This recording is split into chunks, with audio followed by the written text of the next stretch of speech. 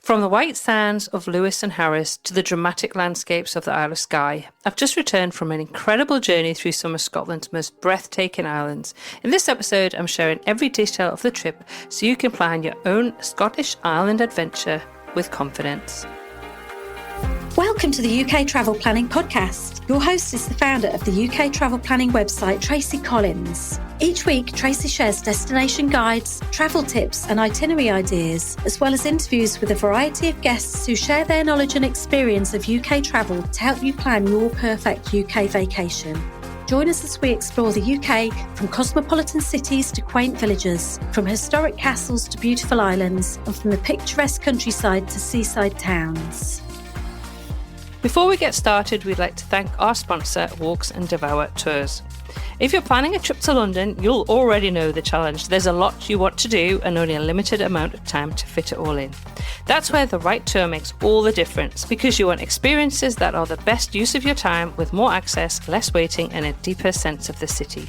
That's why we recommend Walks and Devour Tours. They offer walking tours and food tours designed to make your time count, often with early or after hours entry. You'll also be with exceptional local guides who add the stories and context so you leave with a richer understanding of what you're seeing and a trip that feels genuinely memorable. If you're visiting London as a couple, with family, or you simply prefer a more intimate experience, Walks and Devour Tours also offer private tour options. To learn more, you'll find the link in the show notes. Now let's get into this week's episode. Hi everybody and welcome to this week's edition of the UK Travel Planner podcast. Now, this week I am going to be chatting to Doug all about my recent trip to Scotland. So I have I actually just got back on Thursday morning. I took the Caledonian sleeper from Fort William down to Birmingham International where it got off, which is a very recent new stop. I think they've added in. Is that right, Doug? Very recent. Yeah, so that was really good. Actually, quite a few people got off, so that was good. So what we thought we'd do to make this not an episode that's going to take 3 hours to talk all about my trip is we're dividing it up into two. So the first part will take us to Oban, but you'll kind of understand that when we go through, I'll go through what the itinerary was.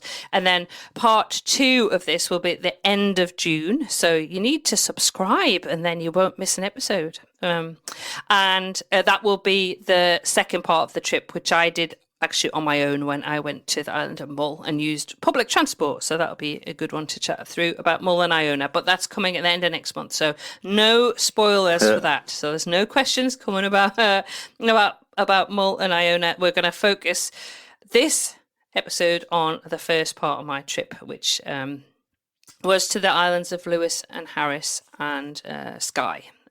So anyway, Doug, do you want to take it away and just chat to everybody about where are you at the moment? You're in Australia. That's right. I'm in just outside Brisbane in Australia. And I'm actually sitting at my parents' home actually to do this on my birthday. So I'm recording this on my birthday. So I thought I would give Doug a load of questions and we can just chat through it. Right, okay. So before we get to the actual trip itself, how did you go about planning this fantastic adventure you've been on? Where did you start? How did you put it all together? And just give us an overview of the route itself and the places that you've been. Just in a nutshell, if you like. Yeah, and I will say, if you listen to the thing, and that's weird that Doug didn't know about it, it's because Doug wasn't coming on the trip, so I didn't, and because I was doing a lot of planning, I didn't really tell you a lot, did I? No, and I'm not very good on boats, to be fair, so... No, exactly, and this did involve boats, so you weren't that keen on it. So I'll just say that I'd rather be on a train, to be fair. Well, yes, I know you would. So I will just say that I did this trip with a very, very close friend of mine who lives in the UK, who said, when I was telling her about what I was planning, she was like, oh, can I come along? Which worked out really lovely because we had a fantastic time and it was great to spend time with her. But also, she did all the driving, so that was wonderful for me. So I could sit back and enjoy the scenery and take lots of videos and photos, which I will share in the show notes on our Instagram channel, and hopefully actually get a video up. Because I took lots of video of driving around Lewis and Harris, which I'm going to hopefully put up onto our YouTube channel, which is UK Travel Planning soon. So if you are planning to visit Lewis and Harris, you can get a chance to have a look at it's so beautiful, so beautiful. So the overall route was we actually started in Derby, where my friend lives, and we drove up. So Derby's do you want to say where Derby is, Doug? Because that's where you're from. Well, I'm not from Derby. I'm from Burton-on-Trent. She's not in Derby, further south. So Derby is in the East Midlands, so right in the middle of England. Yeah, so we started out from Derby, and it's too far to drive up to Ullapool. Now, Ullapool is where we were taking the ferry over to Stornoway, which is on the island of Lewis, and it was too far to go in one day. So we stopped off in Gretna on the way up, which is somewhere I'd always wanted to go to because I'd kind of heard a lot about Gretna Green. Gretna Green, if you don't know, was always I don't know if it still is, very famous for weddings and people eloping and running away and get married. So we just stopped off there one night, which was really nice, a good stopping off place. And then the next day, we had the drive then to Ullapool. And when I was talking to my friend Kim about it, I was like, well, we could do it in this many hours. I don't think it was maybe 5 hours, or we can do it in, I should know the actual number of hours, but I think it was like 7 hours to do this alternative route, which will take us via Glencoe on the A82. And obviously, when I said to her, and I showed her some pictures actually of Glencoe, she went, let's go that way. So we decided so we drove that way, and it blew her mind actually. She said to me, she was so glad she did that because it was so beautiful. And obviously we stopped off in the Green Welly shop. Wow, very good. Yes, I bought myself a lovely hat with a hairy Q on it, which is very cool. Which is a lot of my photos. A lot of people on the Facebook group and on Instagram commented on my hat. Love my hat. Yeah. Anyway, we stayed in Ullapool for one night. Caught the ferry the next morning. So Ullapool's on the west side of Scotland, isn't it? Just tell everybody which side you're driving up. Yes, yeah. West Coast, because we were going to the Outer Hebrides. So the Lewis and Harris are on the Outer Hebrides, Skye's Inner Hebrides. So if you look on a map, you can see it's off the west coast of Scotland. Everybody knows about Skye, and I am going to talk a little bit about Skye. Unfortunately, that Skye has got, in my opinion, is over touristed. It is beautiful. It is a lovely island. It is easy to get to because you can go over by a bridge, but that unfortunately is having an impact. And you just trying to get parked and drive around is just a nightmare. Anyway, I will talk a little bit about Skye in a bit. But part of what I wanted to do with this trip was to highlight some of the other beautiful islands that aren't getting as visited as much, and put them on you guys listening. If you're listening to this and thought, well, I've never heard of Lewis and Harris, then you're going to, after this podcast, you are going to want to go. I can assure you that. So how long did it take to put together the plan with you and your friend? Did it take weeks or months, or was it sort of last minute, or... It was a bit of a time I did it in January. I did it in January. I started as soon as Kim said she wanted to come. I mean, you know Kim, so I just said to Kim, I'll just put it all together. But obviously, I was doing a lot of other stuff at the same time because we were going to the Philippines as well. So if you want to listen to our Philippines trip, you can. That's on Global Travel Planner podcast. So I needed to get the bare bones of it done because what people often think is they can wait to go to some of these. You cannot wait. You cannot just think, oh, I'll wing it with accommodation. You just can't. You've really got to look. The things that you need to do first are ferries. You need to check the ferries. So CalMac ferries. If there have been problems the last few years with CalMac ferries because the ferries are getting older and there's been cancellations. And it's causing a lot of problems for people on the islands as well because they need to get back to the mainland for various things, doctor's appointments or dental appointments or whatever they need to get done, hospital visits, and it's become a little bit more challenging. But please don't let that put you off, because I booked in January. Our ferries were absolutely fine. So obviously with a car going over and 2 passengers in the car. So the first ferry I booked was basically from Ullapool to Stornoway. The second one was from Tarbert on Harris to Uig on Skye, Port of Uig on Skye. And then I did have another ferry from Oban to Mull, but I'll talk about that in the next podcast. So I booked the ferries first. That was the first thing I did. Second thing I did is I booked accommodation. Now, when I booked accommodation on Lewis, actually, the lady got back to me and she said, have you booked your ferry? Because she said often people will book the accommodation and then leave the ferry and then go to book a ferry and it's fully booked. So those are the two things you absolutely have to do first. Do not think, oh, I'm just going to wing it. I like to wing it. I want to. Some places you can do that. You cannot do that if you're going to these islands. You really can't. You need to book. When it came to booking in Harris, I really struggled actually to find accommodation. Now, this is January to travel at the end of April, beginning of May, and I couldn't. I struggled. So I turned to Airbnb, which I don't use that often, but I kind of went, I'm going to have to look on Airbnb. So I will talk about the different accommodation when we get to it that we stayed in, because we did stay in hotels, we rented a house, we stayed in Airbnb, so different types of accommodation. But so we planned the basics, we planned the ferry, we planned the accommodation. Past that, we didn't really do a lot of planning because I didn't have a lot of time, and I figured, you know what, we'll see what the weather's like. When we get there, we'll have a look because that can impact what you're doing. And we were incredibly lucky because the weather was beautiful. Because you don't want to be driving around an island to go and see beaches if it's pouring down with rain, because you're not going to, not the best. Anyway, so I did a little bit of research about things like beaches and stuff like that and things to see, but not detailed planning. Yeah. Oh, makes sense. Okay, so next question is, you partly answered this. The getting there is, half the adventure, that sort of trip that you've been on. So the drive up to Ullapool, I know you sort of mentioned the ferries as well, but the drive up to Ullapool itself, I have been there myself as well. So do you sort of advocate getting there early and explore, or just arrive into Ullapool, catch the ferry and go? Is it a place to visit? Is it a place to hang around? Or, what's your take on the drive up to Ullapool?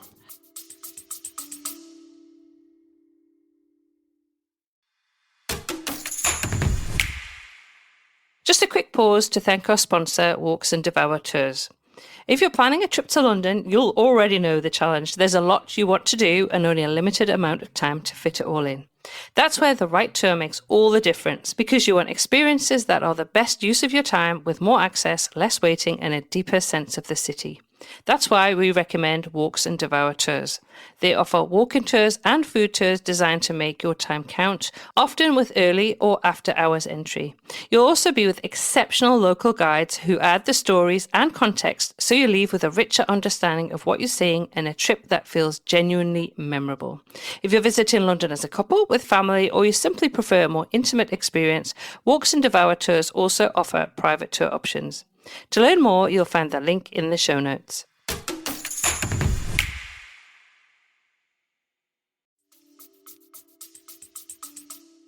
Oh, well, the drive up was beautiful because I say we went through Glencoe. So do that. Yeah. Do the A8 because you get that drive through Glencoe. So add that in. Honestly, do not go the quick route, because we knew the ferry wasn't leaving until, I think it was 10:30 the next morning. So we wouldn't have made that drive anyway. So I knew we were going to stay in Ullapool overnight. Now, time of year that we're traveling, end of April, beginning of May, light night. So it was light until after 9 o'clock. So it didn't really matter what time we arrived because it was still light. We could enjoy the sunset over the bay. It was beautiful. Ullapool is beautiful. It's very small, but it was just beautiful view. We sat in the restaurant, the hotel that we were at, and I'm going to give them a huge shout out in a minute because the staff were amazing at this hotel, and I always do. I stay in lots and lots of different accommodation all over the world, but I'm going to give a special shout out to the staff at this particular hotel. But anyway, I'll talk about that later. But we were very close to where the ferry leaves, like literally 2 minutes. So we had to go and park the car up about 45 minutes or so before, and you kind of queue your car up, and then they just say, leave your car and then come back. So then we just had a little bit of a walk around, just watch other ferries coming in. And again, then we had beautiful weather. So I just do that and enjoy the drive up to Ullapool because it is lovely. And it's actually the drive into Ullapool itself. I'd forgotten how amazing that drive is, just how beautiful. Incredible. It's like a bit otherworldly. It's like a completely different landscape. So I took lots of video of that because I was kind of going, I forgot how lovely this is. The ferry crossing was was easy. You would actually been fine. I know you don't like boats, Doug, but actually it was smooth as anything. It has to be very smooth for me. Very smooth. It was very smooth. Seriously, it was just literally flat. Good. And how long is crossing across? How long's that? 2 hours and 40 from Ullapool to Stornoway. Right. So that's a bigger ferry because there seemed to be, there was a lot of cars got on that. So and then you go on. Well, you've done the ferries before. You just drive on. They're very, very well organised. You drive on, you park your car, and then you go up and sit, and you can watch. I went outside quite a bit and did some videos. So again, I'll share that. So you can just kind of chill out on the ferry itself. Yeah. And your first views of Stornoway, what was your thoughts on that the first time you saw it?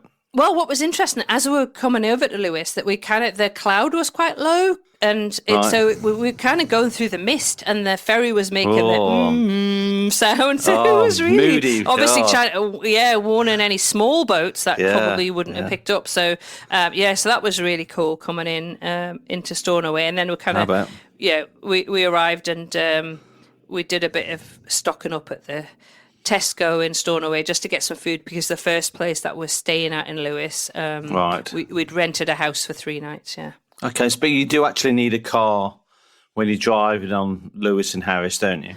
I would say so. I mean, I didn't do public transport for Lewis and Harris, but I didn't really spot any buses, but I did ask Kim, and she said, because obviously she was driving, so I was too busy just oohing and ahhing this evening. Yeah. She said we did pass a couple of small buses, so I assume that you could. I definitely could on Mull, but I would recommend really for Harris and Lewis that you have your own car, and then you've got that freedom to travel around when you want. Yeah. Because it was just easier, but and I know you're probably going to ask me about the roads now. Well, that was coming up in a second. I was going to say, is there anything that caught you by surprise, the roads or the signs, or was there anything, sort of hidden hazards like sheep on the roads and things like that? Well, I'm going to say that because we're there end of April, May, there was just lambs everywhere, literally everywhere, and they're all over the road as well. They run across the road. You have to be really careful. We did pass some people who were driving far, far too fast, and if you've got a ewe on one side of the road and the lambs on the other side, if the car's coming, it will dash over to get to its mum. And I've heard reports of sheep being killed, lambs being killed. You really have to be careful. Now, a lot of the roads on Lewis and Harris are single track. Majority, actually. The one road that we first went on when we got the ferry, which was direct, we were staying in CalMac, which is on opposite side of the island to Stornoway. We drove along this single track road to get to the accommodation, and Kim had to really concentrate because it was kind of dropping into peat bogs. And then we realised actually there was kind of a dual road which went round the island. We kind of cut through the middle of the island, but after that we didn't do that road again. But Harris was single track, was mainly single track to where we were going, and so Kim had to really concentrate on those roads. Passing points, was there on the single lane? Yeah, a lot of passing points, and I did share in the Facebook group and on Instagram, and I had a few comments going, "What do you do? What do you do if something's coming towards you?" Well, there's passing points, quite close together. So the main thing is to know how to use a passing point, so that the car, if you're on the side, you'll pull in and let the car go straight round you. So make sure you do not park in and get off to have a wander around in a passing place, because that's not what they're for. But they're clearly signposted, though, are they? Mostly? Absolutely. Yeah, absolutely. Yeah, and very, very regular. So I don't think at any point, I think once Kim had to reverse because we kind of met a car in between passing points and they didn't want to reverse. So poor Kim had to reverse. A couple of times actually she had to do the reverse. And so, so make sure that you're happy that like you can reverse your car. So that's important because some of those drop-offs were quite steep. I know. Well, I've driven on Skye with you, so I know what to expect if it's similar to that. But quite topical at the moment. What about petrol stations, gas stations? Is there any of those on Lewis and Harris? Yeah, but you've got to we filled up in Stornoway and we'll filled up in Tarbert. But yeah, you need to keep an eye on your petrol just to make sure that you've got enough. Again, on Sky, we filled up with it. There was no problem. There was no lack of petrol. We could get petrol. It was just a case of like, for example, on a Sunday, everything was shut in Lewis, so that included really? petrol stations. Okay. Yeah, so you don't leave it to the Sunday and think, oh, I need to fill up, because you're not going to be able to. What we That's good to were know. incredibly surprised about, and something that Kim commented on a lot, is the amount of electric cars that we saw. We would say I would say it was over 50% electric cars. Really? Yeah. Yep. So and charging points for the cars. Yep, there was well. charging points, but again, you'd have to plan it. But there were charging points, and there certainly were Right. enough electric cars. And I mean, they could be hybrid, but there was, Kim was going another electric. It was kind of a lot of electric cars. They're very popular. I know that she's talking about getting an electric car next time. They definitely seem to be, and we did comment on the fact that everybody seems to cater to be able to charge it up. But I would say where we stayed in Harris, you would have had to go to Tarbert and find somewhere. But obviously, because Kim's car's petrol, we didn't.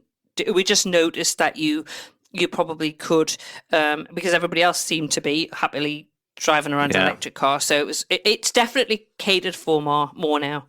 That's good to know. What about the size of cars? Was it sort of mostly small SUV and small cars, or was it bigger sort of? Well, Kim did four-wheel comment drives? on, there was people in motorhomes, which I think Kim was like, I'm glad I'm not driving a motorhome. So she's got a medium-sized SUV. I would say, really, for those roads, you're better off in a kind of medium to small SUV. I wouldn't go larger than that. If you're happy to drive a motorhome and used to it, I'm sure you'll be absolutely fine, not a problem. But I just felt more comfortable and safer in Kim's car because it was a SUV. And I mean, we always rent a SUV when we're traveling around the UK. It just feels safer. Just so I would one recommend question on that. Sorry to interrupt, but with the motorhomes, can you take those on the CalMac ferry? Yeah, but it'll okay. cost you more, obviously, Oh, because you've got to totally, give the it's size of your vehicle. Yes. You Okay. have to say your size of vehicle. But yes, you can. And yes, there were people driving them around. So we did see them. I would say Harris is far more harrowing in terms of driving. Really? I mean, Kim knew the road really well from where we're staying back to Tarbert. But, give yourself plenty of time when driving. We had to get the ferry from Tarbert to Uig on Skye. And we give ourselves plenty of time for that drive because you don't know what you're going to pass. You're going to stop. You could have sheep in the road. We had cow in the road. You those sort of things that you're not used to when you're driving around kind of main roads in cities or on the mainland are just all very realistic possibilities that you're going to come across. That's good to know. Okay, so let's talk about accommodation. So where did you stay across Lewis, Harris and Skye? And how did you approach the subject of food? Because obviously it's, I've been to some, not Lewis and Harris, but I've been to Skye, so I know you have to plan. So, things like self-catering and eating out, or was it a mixture of both? Right. Well, first of all, I will say, if you've been following me on Instagram, you'll know that I got caught out for this on the Islander Mall, and you'll find out what happened. Because sometimes we get caught out as well. And actually, I was talking to Sally Ann from North Coast Explorers yesterday for a podcast, which will have been out, which is actually coming out next week, which is all about summer in the UK. And she said about making sure you make reservations, Tracy? And I went, yes. So first of all, we had self-catering. So let's talk about Lewis first. So we had a house, so self-catering. So we did go to the Tesco, and there's a co-op as well in Stornoway and stocked up. So we just took kind of breakfasty stuff. We did eat out because we're out all day. So we ate at the Uig Sands restaurant. Oh my word, you have to eat there. The view is spectacular. I mean, we had a beautiful sunny blue sky day, and the view from that restaurant is wonderful. It was a set menu, but really good. Really loved that. So that was really good. And then for on the Sunday, because we're there on the Sunday. We had a Sunday roast at the Doonan Hotel. Hopefully I pronounced that correctly. I will just mention, actually, because I skipped this, and I did want to say, is you did ask me about signs. Signs are in Scottish Gaelic as well as in English, because Scottish Gaelic is commonly spoken on the islands of Lewis and Harris, particularly Lewis, I believe. So you'll see a lot of, and you'll probably hear somebody speaking Scottish Gaelic as well. We certainly did in a couple of shops. So if you think, I don't understand that, that's probably why. And you'll see that the signs will, I think they were in Scottish Gaelic first and then English. So expect to see that. So I think Doonan Hotel, excellent Sunday roast. So again, we booked that. You need to make sure you book. We did look at that and plan ahead and book it. So that made things easier. But you really need to do a bit of research on the restaurants. How did you book? You booked online. Okay. Yeah, online. In fact, online, I think the Doonan Hotel, I think Kim phoned them. I think she phoned and booked that. The Uig restaurant, we just kind of turned up and we were fine. We managed to get in. That was a Saturday. And we also ate in Stornoway at a lovely fish restaurant. I didn't have fish because I know everybody's going, I don't think you like fish, Tracy. I didn't have fish, but they did have alternatives as well, which was really nice. When we went down to Harris, I cooked dinner on the first night. We stayed at an Airbnb with the wonderful Alistair. Hello, Alistair, and Ross, his dog. I'm going to talk a little bit more about Alistair because I loved the stay with Alistair. It was just fantastic. It was one of the best parts of the trip for me. But yeah, so food is an issue. So make sure you stock up if you're staying in somewhere like a lot of Airbnb and self-catering on Lewis and Harris. So you can take your own. And then the second night when we stayed down in Harris, Alistair invited us for dinner. So he cooked a lovely meal. Very nice. So which was really, really nice. And we had breakfast. So we made sure, for example, in Skye and on Harris, we had breakfast. So Alistair did breakfast. Obviously, when we were in Lewis, we just made our own breakfast before we went out. So there was a fridge and everything in the accommodation. So I will link to all of the different places we stayed, and there'll be photographs as well, so you can check all of those out. Food was really good, actually. Obviously, a lot of seafood, and I'm not a big seafood fan. But if you are, you're going to be in for a treat. Yeah. But otherwise, the food was good. But you need to really plan ahead, do a little bit of research. I think I tend to always slip up on food because I do enjoy my food, but it kind of always goes out the window, and then I go, oops. Skye, we just ate. Well, we had planned to eat in the hotel on the first night, and then they sent us an email because I sent an email to book, and they went, and that was the Skye Inn in Portree, and they were like, we're not actually that particular night. The restaurant was closed. We did eat there the next night. So we went out trying to find somewhere to eat, which again is not that easy because it's even at that time of the year, things are not necessarily open because it's not that even though they say it's not high season and you can't get parked or anything. So I kind of think maybe they should be rethinking when they say it's high season. So that made it a little bit more difficult that first night. So we had kind of planned it and then kind of went, can't do it. Yeah. What you can do is eat on the boats, the ferries actually. And we did eat on the ferry because I got the message back from the Skye and saying they couldn't do dinner. We actually ate on the ferry. Some scampi and chips on the ferry. So there was a plan B. Yeah. Just make sure you've got stuff. And I mean, the main thing for me is make sure I can get a cup of tea and definitely just have a biscuit. But So and also I know we're talking about where we stayed, and so I really want to give a big shout out to the hotel we stayed at in Ullapool, which is a small. As I understand, a small family-run hotel, and that's a Royal Hotel in Ullapool. I cannot recommend this place highly enough. So if you are going to go and catch the ferry over to Lewis and Harris, or you're going to catch a ferry from Ullapool, Royal Hotel in Ullapool, a huge shout-out. Particularly, I'm going to say the food was fantastic. So Chef Paul... Wow, we absolutely loved it. And a big shout out to the staff in the hotel, particularly Sean and Ricky, who I said I was going to give a shout out for. I've got a picture of myself, I think it's with Ricky, because he was there at breakfast. But it was just fantastic. They were absolutely wonderful with everybody, but just totally professional. They were just so just friendly. talking to us, chatting about stuff. I mean, it really was. They were really standout, absolute standout of all the places we stayed, where you just went, well, that was over and above. So makes a big difference, doesn't it? Makes a big difference. Oh, it when was you just got great. stuff It was like just. That. Yeah, they were just brilliant. So I can't. I'm going to wax lyrical for the whole podcast, but I just want to say they were just fabulous. So honestly, do yourself a treat and go and stay at the Royal Hotel at Ullapool if you're going to be catching the ferry, or if you're just going to stay in Ullapool, go and stay there because they were great. Fair enough. Well, it's part of the North Coast 500, so if you're just doing that on the mainland, bob in there at Ullapool. Yeah. Okay. Yeah, absolutely. So the next question. So I'm sure you could talk about this next question for hours on end. So what are the experiences on Lewis and Harris that listeners genuinely cannot skip? And are there any, are there any sort of good online, but not really worth the detour? I'll try to put that diplomatically. No, honestly, I'd go everywhere because it's, I mean, it depends what you're going for, but I assume you're going for like wildlife, scenery, beaches. The beaches are beautiful. Well, they're famous for the beaches. They are famous. They are. For I mean, Lewis and Harris beaches were just. I mean, it just seemed to get better and better and better. The first day, actually, I did plan a trip to see 3 of the beaches. So I went to Uig Sands, Cliff Beach, and Reef Beach. I'll share pictures, and I probably aren't going to be able to pronounce all the different names of the beaches that I should. So apologies there. Yeah. But and then on Harris went to Luscantire, which again is just. I tell you what, the beaches are.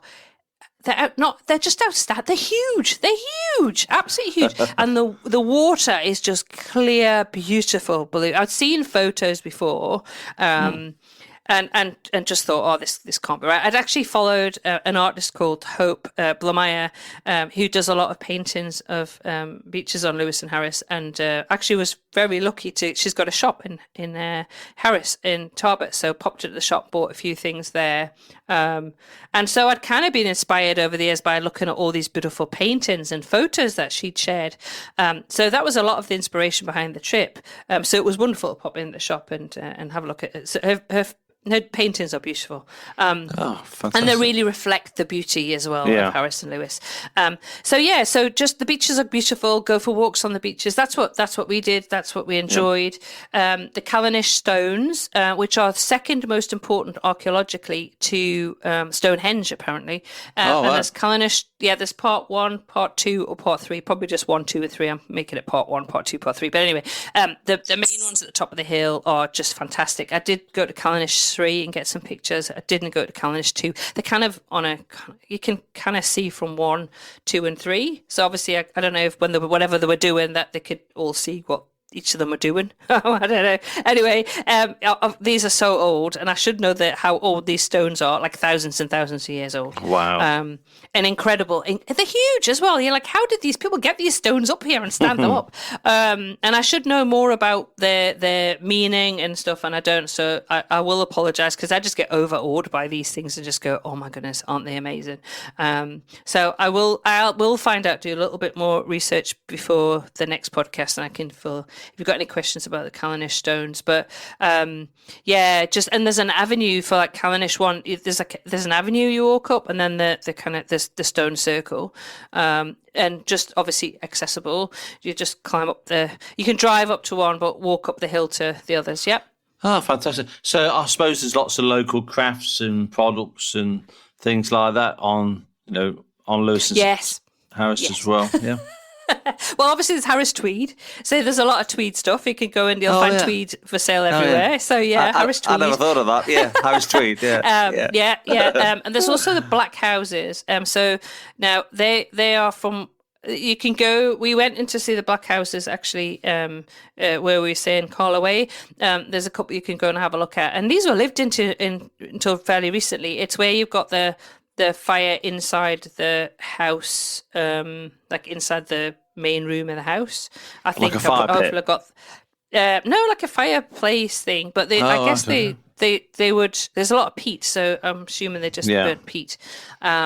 It's where people lived, and they've got stone roofs. I might get this right. Stone roofs. I've got lots of photos. Had a look round. I went into the museum briefly to have a look around. So they're really famous, the black houses.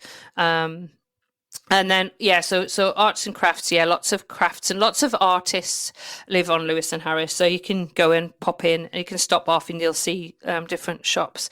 And we did have one beside where we were staying, and I popped in there and the lady was lovely. And I got some photos and videos in her shop and did buy a few things.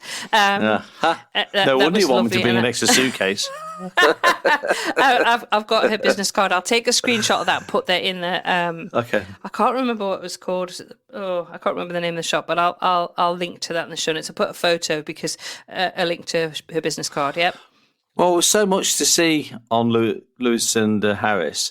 How long do you think somebody going for the first time could actually spend on Lewis and Harris? Because it is one island, isn't it?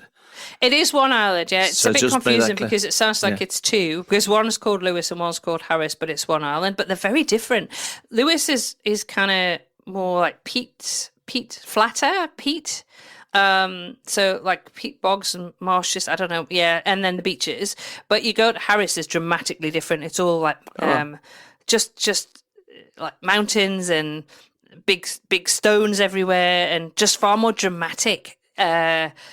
I think both myself and Kim both preferred Harris. Not saying that anything we loved Lewis. Lewis is amazing, and I would not skip Lewis anyway. But Harris was just kind of like wow. But I mean, wow. I'm a mountain person. I like mountains. Just incredibly beautiful and very different. Just so different because actually the three islands that we were at. So if you think of Lewis, and then we went to Harris, and then went to Skye, all completely different. Yeah, completely different type of scenery. So it's really funny because we went to Skye, and Kim hadn't been to Skye before, and she said this feels like more like the mainland. It's more gentle. It's like a softer, kind of fluffy version. Yeah. Like Lewis and Harris are just far more gritty and just. Fantastic, just fantastic. And I'd go back to both in a heartbeat. But I would say we did 5 days, so 3 days on Lewis, 2 on Harris. That worked absolutely fine. I felt that was probably enough. Yeah, that's enough. Yeah, and then we just had 2 on Skye, mainly for a couple of reasons. One, I've been to Skye many times before, and B, it's just, even though this was the end of. It was the last day of April, I think. It was incredibly busy. We couldn't get trying to get parked at the quarrying. Oh my goodness! There's just I'm a bit sad. That Skye's got. Well, we'll cover Skye in a second. So just tell me a bit about the crossing from across to Skye from Harris, Tarbert. isn't it? Yeah. Tarbert, from Harris. Yeah. So how does that crossing work?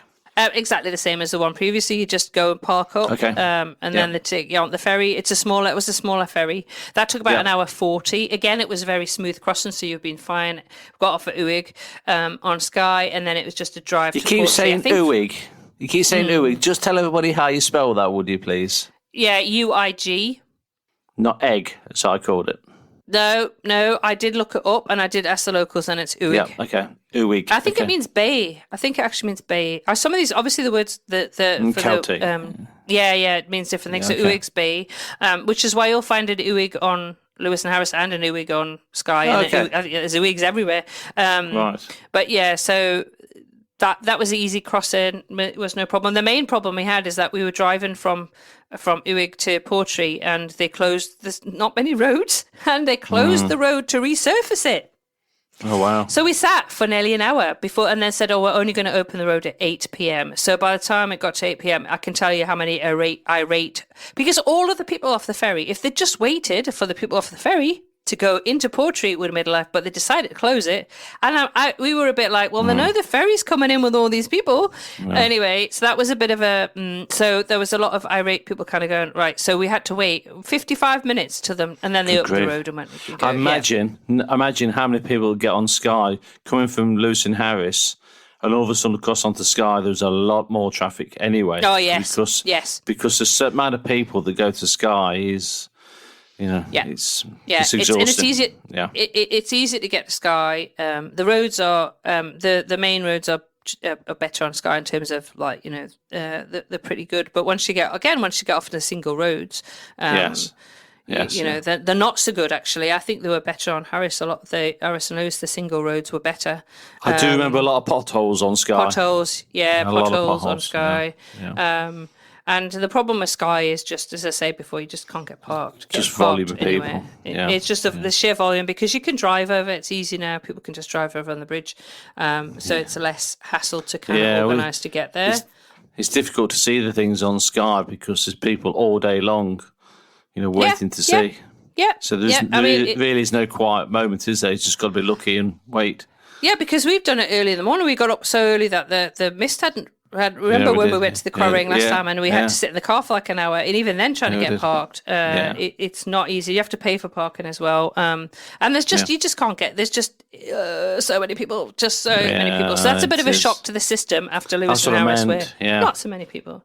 But, so let's talk about budget and timing. So you've already said what time of year that you visited, because you're not long got back. So it's hard to say about spending because obviously everybody has different budgets. But just give us an idea about costs of things and food and fuel if you can. Not easy. Well, fuel at the minute has gone up in cost. Yeah. So again, that's difficult to kind of. I'd say the main thing people are worried about is not getting fuel, but you could get fuel. Yeah, that's true. In terms of the ferries, obviously these are booked in January, and this is for 2 passengers and a car. But it's going to depend on the size of your car. So the ferry over from to Stornoway was about £95, and then the ferry to Uig was about 58, 59, I think, or 50. Right. I'm all right in 50. And then accommodation, obviously I was sharing that. So that varied. It's not cheap, I have to say to you, because there's a lot of demand for people going over, if they're going to Harris and Lewis, and there's only a certain amount of places you can stay. Sure. So it's not cheap, but it's good. So as I say, the first place we had a 2-bedroomed house, which actually was 3-bedroom house, which was really nice with everything included. So kitchen and could wash stuff and all the rest of it, which was lovely. And then we stayed in Harris. We stayed at Alistair's Airbnb. So that Alistair is fantastic, and I just had an amazing time. I've shared some beautiful photos. I went for a walk with Alistair and Ross. Yeah, his collie dog. One evening, because he does that twice a day. Takes the dog for a walk around. So that was, I don't know how long it took, maybe an hour or so, and it was up and down and around. He's like a mountain goat. He was unbelievable. And I was like, there's me with my stick struggling. It's a bit marshy at paces, but oh my god, the view. And then I planted a tree as well. So there's Tracy's tree in Alistair's place. And Alistair was, what a fantastic guy. What a place to live. So his mum was born on Harris, so he's got that connection, and he used to travel there all the time as a child. You told me so many amazing stories, and he decided that's where he wanted to retire to, so built his house, which he has an Airbnb. Oh, fantastic.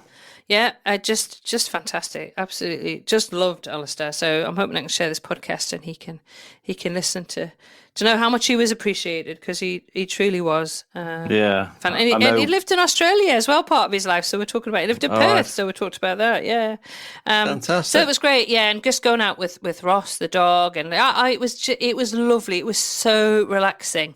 Now I will say, and I kind of learnt this from Mull. I think there's a lot of bird watchers out there. So I'm sure there's lots of bird life as well on Lewis and Harris, which I probably didn't appreciate as much as I did until I went to Mull, and people went, oh, look, there's a white-tailed eagle and there's a golden eagle. I was like, oh, wow. So I assume there's also fantastic bird life on I bet there is. Yeah. Lewis and Harris as well. Yeah. But yeah, the weather was really good. We were very, very lucky. In fact, when we were shopping in the Tesco, the cashier was saying, you're so lucky. The weather is perfect, because they've had a lot of rain, and we literally had sunshine and as warm as it's going to get for those on. So it was still pretty, it wasn't 30 degrees, put it that way, but it was warm. I had my jacket on. I still had a hat and scarf on, but it was beautiful. Sunglasses on, enjoying that. As I say, there wasn't a lot of wind.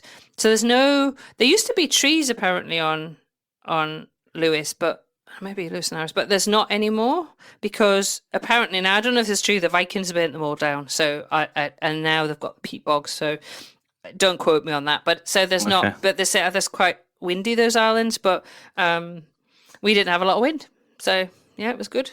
It was really good. Sounds like a fantastic trip you've had. So if anybody's listening to this and they're actually looking to do something similar, what does the planning checklist actually look like? And is there anything you'd do slightly different next time? No, I think it worked out really well. I think the mountain nights was good, the 3 and the 2, because obviously after that I was going to Skye and then I was going to Mull, and I had 5 nights in Mull, so that worked really well. Probably just spend, I don't know. I think if you're driving yourself, maybe just take a few, just take a few groceries and stuff like that with you. But you can buy them. You can buy those in Stornoway. Just if it's important to you about knowing where you're going to have dinner, then you do need to plan that ahead of time. If you're not in a place where you can self-cater.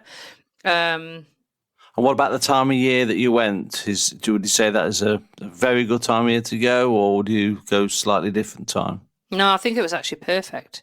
I mean, we didn't have any midges, but midges, however you want to pronounce them. But I think they can be a little bit of an issue, but there's lots of, it depends on the weather again, but I think in the summer they can be a little bit more annoying. But again, like a bit of breeze and stuff and that kind of, they don't like breeze and they don't like sunny days, apparently. So we didn't have any issues with that. It was quiet on Lewis and Harris, but again, there's only a limited amount of people that can go there. And I was actually talking to, again, some of the locals, and they're quite happy with the volume they've got, because they are concerned that they don't have the infrastructure in place, a bit like Skye doesn't, infrastructure in place to deal with a huge influx of tourists, that's for sure. Yeah. And I don't think they do. I don't think they'll be able to cope with it. So it's probably as what it needs to be at the moment. I don't think they're particularly, I mean, I don't know. I think it has been quiet this year. I think there's a little bit concern about it's quiet, and whether that's due to the ferries or whether that's just due to tourism general is a little bit down this year.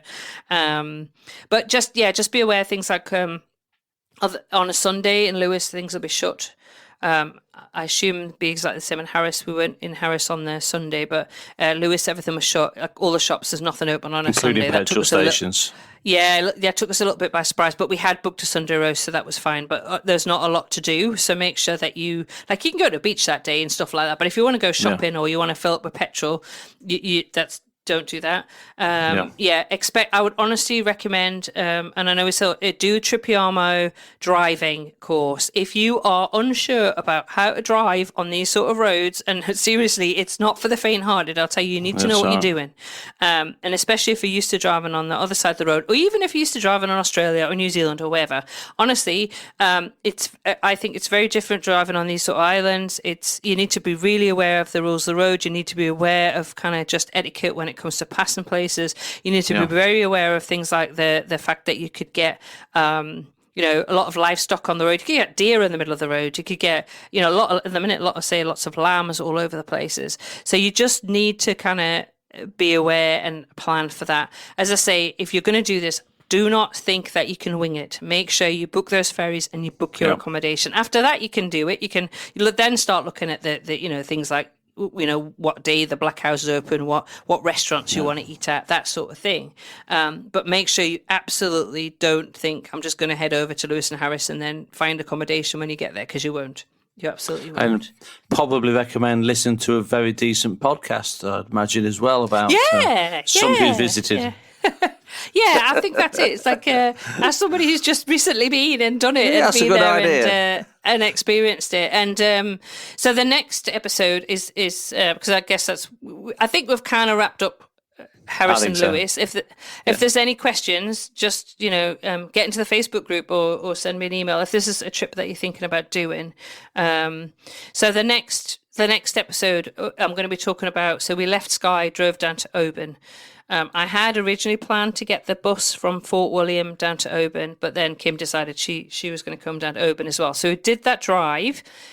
I stayed in Oban one night, and then I spent the next 5 nights over in Mull. Now, I did all of that and actually came back over from Mull to Oban and up to Fort William to catch the Caledonian Seabird. That was all done solo and public transport. So I can talk a lot in the next episode all about Mull, all about Iona, the places I stayed, how I got around, how I found it in that episode. So that was a solo. That was just me going and doing that. I will look forward Made a to few that. little mistakes. But yeah, it was really good. Actually, talk about the public transport, which is particularly what I want to do because we're often asked about that.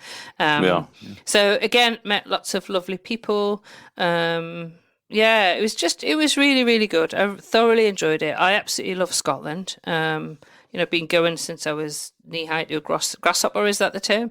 Yeah. So feel a very strong attachment. And I know everybody says their relations are Scottish, but my maiden name was. So my grandparents were from Scotland, from actually near Calendar. So yes, so it's always really fun when I'm in Scotland because my maiden name is a Scottish name, and I see it everywhere, just different spellings, which is always really fun. I think that was that gives everybody an idea of what we did. I'll put in the show notes. Well, thanks for chatting to me about this, Doug. Not a problem. I'm sure I made you jealous, and you'll be wanting to do the trip. Jealous about being there, not jealous about the sea travel. You were lucky. Yeah, but honestly, you were lucky. It was very, very, very smooth. You were very lucky. Easy. I will put in the show notes. I will put links. Hopefully, I get a YouTube video up, just time wise at the minute. And then I'll put link to some photos. I will put links to the accommodation and some of the restaurants that we ate at as well. And so if you're planning to do this, it's probably too late for this year, but maybe September, October you could do, but I certainly probably wouldn't. One thing you're going to ask, I probably wouldn't want to do Harris or Lewis in the middle of winter. Put it that way. Yeah. Those roads, when they're icy, no. Big no from me. So probably for next year now if you're planning this trip. Photos, links, everything will be in the show notes. That's uktravelplanning.com/episode 202. And as I say, part 2 will be out at the end of June. So tune in for that if the island of Mull and the island of Iona, which I absolutely love, is on your potential future itinerary when you visit Scotland. Anyway, Doug, thanks so much for chatting with me. You're going to interview me in a second all about Mull and Iona, aren't you? I am. That's to come. Yeah, yep. And you'll be arrived by the time this episode is out, which is on the 26th of May, you'll have just arrived in the UK, won't you? I'll have just arrived on the bank holiday 25th? Monday, 25th. Yeah, 25th. So there's lots of stuff coming in June. About all the trips that everything that we've got planned. But for this week, it's just leaves, I guess, myself and Doug to say, as always, happy UK travel planning. Thank you for tuning in to this week's episode of the UK Travel Planning Podcast. As always, show notes can be found at uktravelplanning.com. If you've enjoyed the show, why not leave us feedback via text or a review on your favourite podcast app? We love to hear from you, and you never know, you may receive a shout out in a future episode. But as always, that just leaves me to say, until next week, happy UK travel planning.